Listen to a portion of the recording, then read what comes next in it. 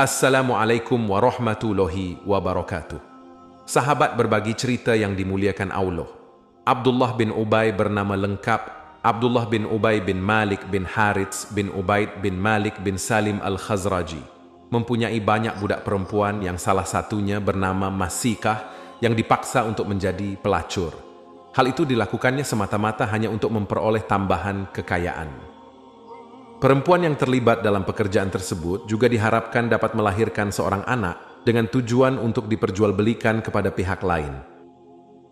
Ketika Abdullah bin Ubay bin Salul, seorang tokoh munafik, sedang beristirahat untuk menghilangkan kelelahannya, tiba-tiba dia terganggu oleh penjaga rumah yang mengetuk pintu. Ibnu Salul kemudian terbangun dan melihat penjaga rumah dengan wajah yang penuh kesedihan. Penjaga itu membawa sejumlah uang yang merupakan hasil kerja pegawainya, tetapi Ibnu Salul merasa kecewa karena jumlah uang tersebut tidak sesuai dengan harapannya. Sebenarnya jumlah uang ini hanya sepadan dengan setengah hari kerja, bukan sehari penuh, ucap Ibnu Salul dengan rasa marah. Tak ingin dicurigai menggelapkan uang, penjaga rumah tersebut dengan tegas berkata, "Tuan, tahukah Anda mengapa pendapatan Anda saat ini menurun?" "Iya, aku tahu. Semua ini karena Muhammad telah merebut kedudukanku. Dia membuat orang-orang menjauhi hamba-hamba wanitaku karena mereka terpengaruh oleh ajaran-ajarannya," ujar Ibnu Salul sambil berbicara. Saat itu, Ibnu Salul mendengar seseorang memanggil namanya. Ibnu Salul kemudian memerintahkan penjaga rumah untuk melihat siapa yang datang, dan penjaga rumah segera keluar. Setelah keluar, dia menemukan bahwa beberapa orang dari Bani Tamim telah berkunjung ke Madinah. Mereka adalah para pemimpin dari Bani Tamim yang selalu menginap beberapa hari di tempat Ibnu Salul untuk bersantai setiap kali mereka kembali dari berdagang atau melakukan perjalanan dari Syam. "Di mana majikan Anda, Ibnu Salul?" tanya salah satu dari mereka. "Ia ada di dalam, Tuan," jawab penjaga rumah. Tanpa ragu, para pemimpin Bani Tamim itu segera memasuki rumah. Sementara Ibnu Salul dengan cepat menyembunyikan uang yang dia bawa, lalu keluar untuk bertemu dengan mereka. Ibnu Salul menyambut mereka dengan penuh hormat, dan mereka juga memberikan sambutan yang ramah. "Di mana perempuan yang dulu pernah kamu hantar untuk kami?" tanya salah seorang dari para pemimpin Bani Tamim. "Perempuan mana yang kalian maksud? Ada banyak perempuan di sini," jawab Ibnu Salul. "Budak perempuan kamu yang paling cantik." "Apakah yang kalian maksud itu Masikah?" tanya Ibnu Salul. "Ya, dia. Tidak salah lagi," jawab seorang lelaki dengan riang.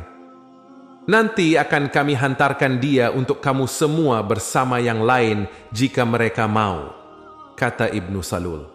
"Cepatlah, Abul Hubab, cepatlah.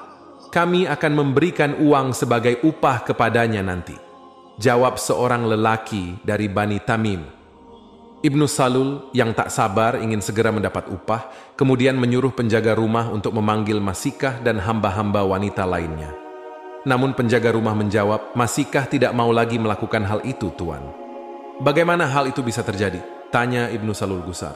"Hal ini berlaku sejak hari ini, Tuanku. Dia telah meluruskan fikirannya," jawab si penjaga rumah. Ibnu Salul kemudian bangkit, pergi ke kamar Masikah dan membuka pintu dengan kakinya. Namun, sungguh mengejutkan Ibnu Salul, karena saat dia melihat ke dalam bilik, ternyata Masikah, hamba wanita yang dia miliki, sedang dalam keadaan tengah menunaikan sholat. Ibnu Salul terkejut melihat perubahan yang terjadi pada Masikah. Tanpa banyak kata, Ibnu Salul mendekati dan mencela Masikah dengan kasar. "Celaka kamu, rupanya Muhammad telah mempengaruhi kamu." "Tidak," jawab Masikah setengah terkejut. "Baginda Rasulullah Shallallahu Alaihi Wasallam telah menunjukkan jalan terang padaku tentang kebenaran." Jawaban Masikah menyebabkan semakin memuncaknya kemarahan Ibnu Salul. Dia kembali menyiksa, mendera, dan menyepak Masikah dengan kakinya hingga terluka. Kemudian Ibnu Salul keluar sambil mendengus geram dan kecewa.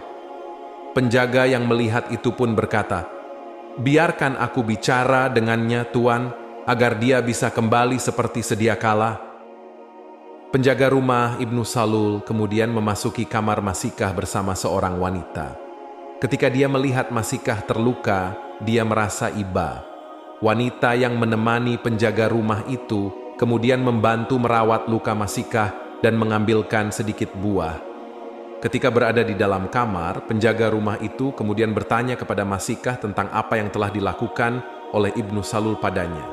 Dia juga menjelaskan bahwa orang-orang dari Bani Tamim yang menginginkan Masikah akan memberikan harta yang banyak sebagai tebusan jika Masikah melahirkan seorang anak nantinya.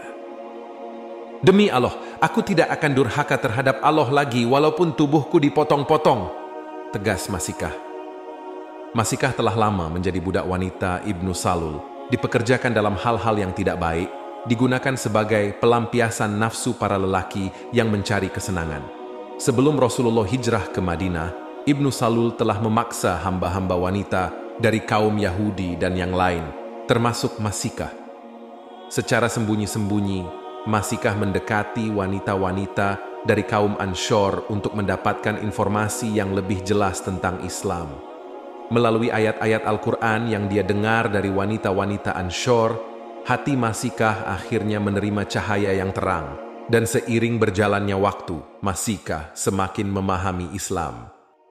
Menyadari bahwa dia memiliki banyak dosa, Masikah kemudian bertanya tentang seseorang yang telah berbuat dosa. Dia mendapat jawaban bahwa pintu-pintu harapan untuk bertaubat kepada Allah selalu terbuka, sesuai dengan firman Allah yang dia dengar. Maka Masikah memutuskan untuk bertaubat agar mendapatkan ampunan dosanya dari Allah Subhanahu wa Ta'ala.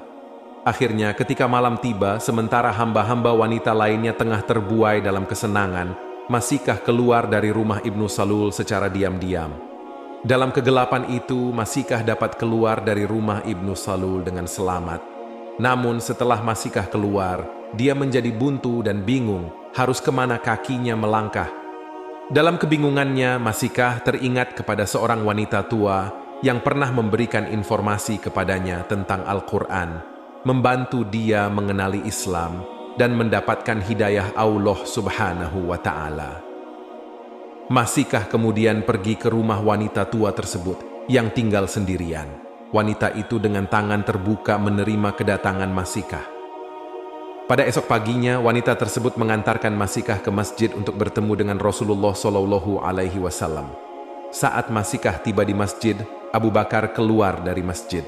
Abu Bakar kemudian berhenti, melihat wanita yang penuh luka. Kemudian, wanita tua yang mengantarkan Masikah bercerita bahwa semua itu adalah perbuatan Ibnu Salul yang memaksa Masikah untuk melacur.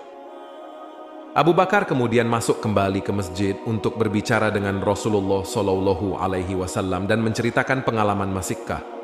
Rasulullah diam sejenak sebelum kemudian menerima wahyu dari Allah Subhanahu wa Ta'ala, surat An-Nur ayat 33. Sementara itu, Masikah menyadari bahwa ayat yang turun berkaitan dengan dirinya yang membuat hatinya semakin teguh dalam Islam. Berita tentang Masikah pun menyebar, dan orang-orang mulai mengetahui perbuatan zalim Abdullah bin Ubay bin Salul dan tujuannya. Sahabat berbagi cerita yang dimuliakan Allah. Kisah Masikah adalah bukti nyata betapa kuasa hidayah Allah Subhanahu wa Ta'ala dapat mengubah seseorang dari jalur yang keliru menuju jalan yang benar.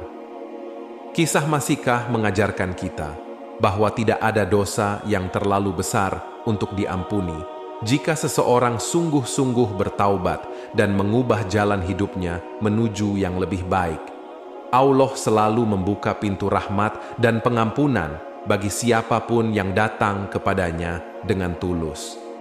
Kita juga harus ingat bahwa perlakuan buruk terhadap sesama, seperti yang dilakukan oleh Abdullah bin Ubay bin Salul, adalah tindakan zalim yang tidak akan terhindarkan dari perhitungan akhirat. Kesempatan untuk bertaubat selalu ada, dan hidayah bisa datang dari tempat yang paling tidak terduga. Sekian kisah yang dapat disampaikan, semoga bermanfaat. Atas kekurangan dan kesalahannya mohon kiranya untuk dimaafkan. Yang benar datangnya dari Allah Subhanahu wa Ta'ala.